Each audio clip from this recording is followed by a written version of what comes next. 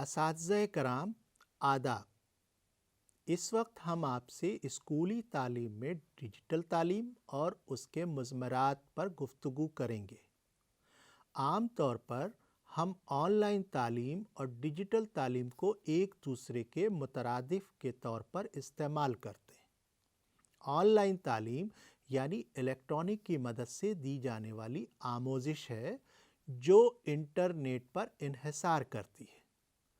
اس میں اساتذہ، طلباء کا باہمی عمل اور آموزشی وسائل کی تقسیم شامل ہے، جبکہ ڈیجیٹل تعلیم آن لائن اور آف لائن دونوں طرح سے دی جا سکتی، کیونکہ تمام بچوں کی تعلیم کو یقینی بنانے اور انہیں اس کے حصول میں امداد فراہم کرنے کے لیے بغیر انٹرنیٹ والی ٹیکنالوجی یعنی نان انٹرنیٹ بیسڈ ٹیکنالوجیز کا استعمال بھی ناگزیر ہے۔ کووڈ-19 وبا سے پیدا صورتحال اور بار بار لاک ڈاؤن کی وجہ سے اس کا استعمال اور بھی ضروری ہو گیا ہے۔ طلباء کے پاس کوئی اور متبادل نہیں ہے۔ دستیاب ڈیجیٹل ڈھانچے کی مدد سے وہ اپنی تعلیم کو گھر بیٹھے جاری رکھ سکیں۔ ایسی صورت میں یہ ضروری ہے کہ انٹرنیٹ اور بغیر انٹرنیٹ والی ٹیکنالوجی تک طلباء کی رسائی ہو۔ جہاں تک ہمارے ملک میں ڈیجیٹل کے بنیادی ڈھانچے کی دستیابی کا تعلق ہے، اسے ہم ملکی گھریلو جات کے پیش نظر 6 حصوں میں تقسیم کر سکتے ہیں۔ آپ اپنی اسکرین پر ملک کے مختلف گھریلو جات کو دیکھ سکتے ہیں۔ پہلا نمبر ان گھروں کا آتا ہے جہاں انٹرنیٹ اور غیر انٹرنیٹ کی ممکنہ ٹیکنالوجی موجود ہے اور وہاں لوگوں کے پاس 4G نیٹ ورک کے ساتھ اسمارٹ فون بھی ہے۔ دوسرے وہ گھر ہیں جہاں لوگوں کے پاس اسمارٹ فون تو ہے لیکن انٹرنیٹ کی سہولت محدود پیمانے پر دستیاب ہے، اور ایسے گھروں میں کیبل کنیکشن یا DTH کے ذریعے ٹیلی ویژن دیکھا جاتا ہے۔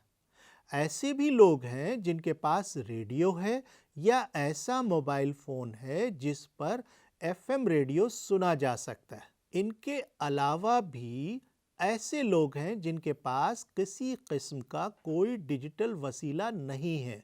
مختلف نوع ڈیجیٹل بنیادی ڈھانچے کے باوجود ہندوستان کے وسیع تر علاقے ڈیجیٹل تعلیم کی یکساں منصوبہ بندی میں حائل ہیں۔ ہمارے ملک میں جاری نظام تعلیم کو اس پیمانے پر دیکھا جا سکتا ہے۔ یہاں تقریباً 95 لاکھ اساتذہ برسر روزگار ہیں اور طلباء کی 25% بالیدگی کا تعلق ان کے جغرافیائی، سماجی، تہذیبی اور زباندانی کے تنوع میں مضمر ہے۔ لہٰذا ہر صوبے اور مرکز کے اختیار والے علاقے کے زمینی حقائق کے پیش نظر ڈیجیٹل تعلیم کے مختلف منصوبوں اور ان کے اطلاق کے طریقوں پر غور و فکر کی ضرورت ہے تاکہ اپنی اپنی ضرورت کے مطابق ڈیجیٹل تعلیم کی دستیابی کو یقینی بنایا جا سکے۔ آپ اس سلائیڈ میں دیکھیے کہ ڈیجیٹل تعلیم 3 طریقوں پر مبنی ہے۔ پہلا طریقہ آن لائن، دوسرا جزوی طور پر آن لائن اور تیسرا طریقہ آف لائن۔ ان تینوں طریقوں میں بھی بہت سارے ماڈل موجود ہیں۔ آن لائن طریقے میں استاد آموزشی وسائل کو انسٹنٹ میسنجر یا ای میل کے ذریعے سے طلباء تک پہنچتا ہے اور طلباء اس کے لیے تیار رہتے ہیں، اور ویڈیو کانفرنسنگ کے ذریعے سوالات کرتے ہیں اور درپیش مشکلات کا حل تلاش کرنے کے لیے استاد سے گفتگو کرتے ہیں۔ دوسرا ماڈل ویڈیو کانفرنس کا ہے۔ اس کے ذریعے متعینہ وقت پر آن لائن کلاس کا نظم کیا جاتا ہے۔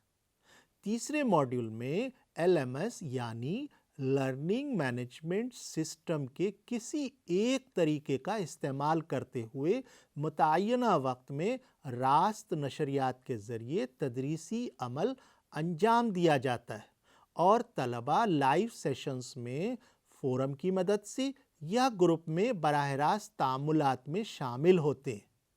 اس میں تمام آموزشی وسائل اور ذرائع شیئر کیے جاتے ہیں۔ لرننگ مینجمنٹ سسٹم میں ہی آموزگاروں کے اسائنمنٹ جمع کرائے جاتے ہیں۔ دوسرا طریقہ جزوی طور پر آن لائن استعمال کا ہے۔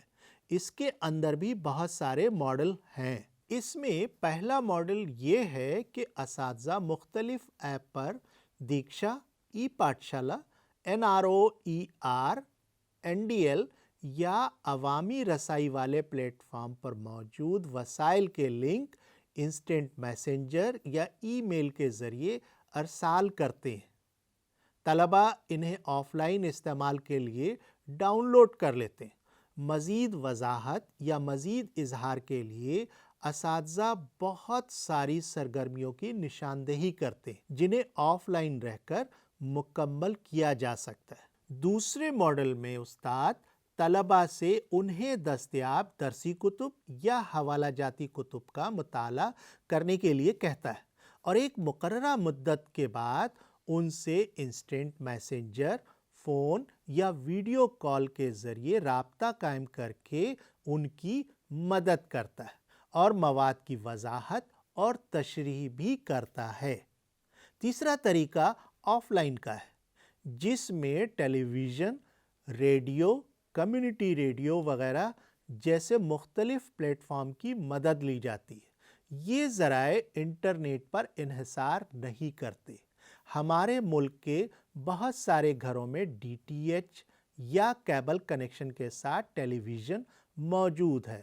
اس لیے پہلے ماڈل میں جماعت اور مضمون یا عنوان کے تحت مخصوص چینل جیسے سویم پربھا، وندے گجرات، وکٹر چینل یا منا ٹی وی وغیرہ پر اسے نشر کیا جاتا ہے۔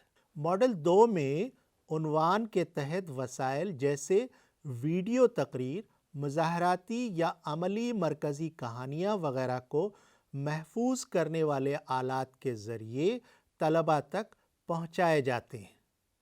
طلبہ انہیں اپنے ٹیلی ویژن سیٹ سے جوڑ کر گھروں میں ہی دیکھ سکتے ہیں۔ تیسرا ماڈل وہ ہے جہاں طلبہ کے گھروں میں ٹی وی دستیاب نہیں ہے۔ وہاں بہت سارے بچوں کی تعلیم کے لیے پنچایت سمیتی آفس یا عوامی مقامات پر دستیاب کمیونٹی ٹیلی ویژن کا استعمال کیا جا سکتا ہے۔ ریڈیو ایک اچھا وسیلہ ہے۔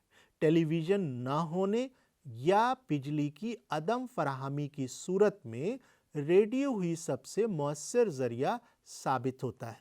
ماڈل 1 جماعت وار موضوع کے لحاظ سے سمعی مواد آل انڈیا ریڈیو کے تعاون سے بعض مخصوص ریڈیو چینل پر نشر کیا جاتا ہے۔ درسیات کی ضرورت کے لحاظ سے آل انڈیا ریڈیو سے بھی سمعی پروگرام نشر کیے جاتے ہیں۔ اسی طرح model 2 community FM radio channel کا استعمال درس و تدریس کے وسائل نشر کیے جانے میں کیا جاتا ہے اور اس میں مقامی ضروریات کا بھی لحاظ رکھا جاتا ہے۔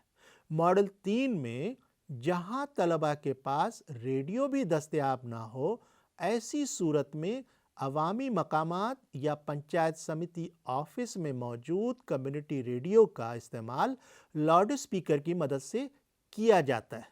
ڈیجیٹل تعلیم دینے سے متعلق بہت ساری غلط فہمیاں بھی ہیں۔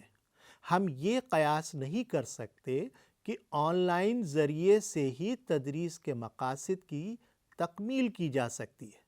بچوں کی ہمہ جہت ترقی کے لیے جس طرح جماعت میں فیس ٹو فیس تعلیم کارآمد ثابت ہوتی ہے، اسی طرح انٹرنیٹ سے دی جانے والی تعلیم بھی سود مند ہے۔ بہتر یہ ہے کہ انٹرنیٹ تعلیم میں اسکرین دیکھنے کے لیے وقت کی قید ہونی چاہیے۔ ڈیجیٹل تعلیم کے لیے ابتدائی، اعلیٰ ابتدائی، ثانوی اور اعلیٰ ثانوی جماعتوں کے لیے وقت مقرر کیا جانا چاہیے۔ اساتذہ کو مؤثر آموزش کے ڈیزائنر کی حیثیت سے خود کو تیار کرنا ہوگا۔ پر اثر آموزش میں معاون تمام افراد، خاص طور پر ڈیجیٹل وسائل ترتیب دینے والے اور اس پر عمل کرنے والے اہمیت کے حامل ہیں۔ ان کے علاوہ سائبر سیکیورٹی اور سیفٹی سے متعلق آگاہی بھی ڈیجیٹل تعلیم کے لازمی اجزاء ہیں۔ شکریہ۔